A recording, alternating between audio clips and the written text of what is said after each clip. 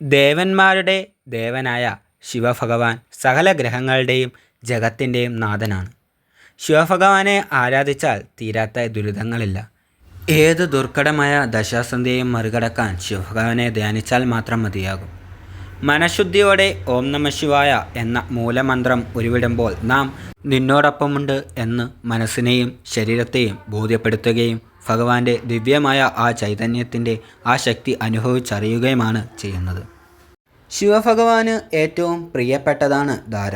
ശിവഭഗവാന്റെ ശിരസിനു മുകളിൽ തൂക്കിയ പ്രത്യേക പാത്രത്തിൽ സുഷിരമുണ്ടാക്കി 3 ദർഭം കൂട്ടിയുണ്ടാക്കിയ ചരടിലൂടെ ശിവഭഗവാന്റെ ശിരസിലേക്ക് ധാര ഉറ്റുവീഴുന്നു. നല്ല ശുദ്ധജലമാണ് ഇതിനായി ഉപയോഗിക്കുന്നത്.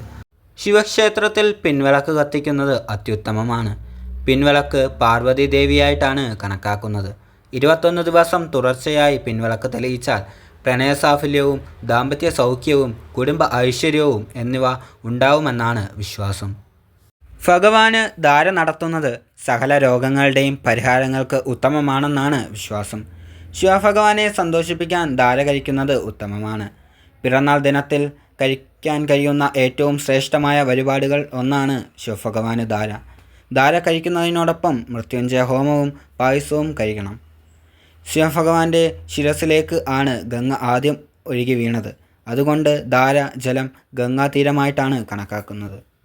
അഗ്നി കൊണ്ട് ചൂട് പിടിച്ച അവസ്ഥയിലാണ് ശിവഭഗവാന്റെ ശിരസ് കുടികൊള്ളുന്നത്. ഭഗവാന്റെ ശിരസിനെ തണുപ്പിക്കാനാണ് ധാര നടത്തുന്നത്. ധാര നടക്കുന്ന സമയം മുഴുവൻ പഞ്ചാക്ഷരി മന്ത്രം ജപിച്ച് ഭഗവാന്റെ ദർശനം നടത്തിയാൽ ആരോഗ്യവും സൗഖ്യവും കുടുംബത്തിൽ സന്തോഷവും സമ്പത്തും ഉണ്ടാകുമെന്നാണ് വിശ്വാസം. സകല ദുരിതങ്ങളിൽ നിന്നും മോക്ഷമാണ് ധാര നടത്തുന്നതിലൂടെ ഉണ്ടാകുന്നത്. ക്ഷീരധാര, ഇളനീർധാര തുടങ്ങിയ അഭിഷേകങ്ങളും ഭഗവാന് പ്രിയപ്പെട്ടതാണ്. പാൽ, ഇളനീർ, പനിനീർ, നെയ്യ്, ഭസ്മം, എണ്ണ തുടങ്ങിയവയൊക്കെ ഭഗവാന് പ്രിയപ്പെട്ട അഭിഷേകങ്ങളാണ്. പാലഭിഷേകവും ഇളനീർ അഭിഷേകവും നടത്തിയാൽ അത് വെറും വയറ്റിൽ സേവിക്കുന്നതും ഉത്തമമാണ്. പല ഉദരരോഗങ്ങൾക്കും ഉത്തമമാണ് പാലഭിഷേകം. സന്താന സൗഭാഗ്യത്തിനും ഉത്തമമാണ്.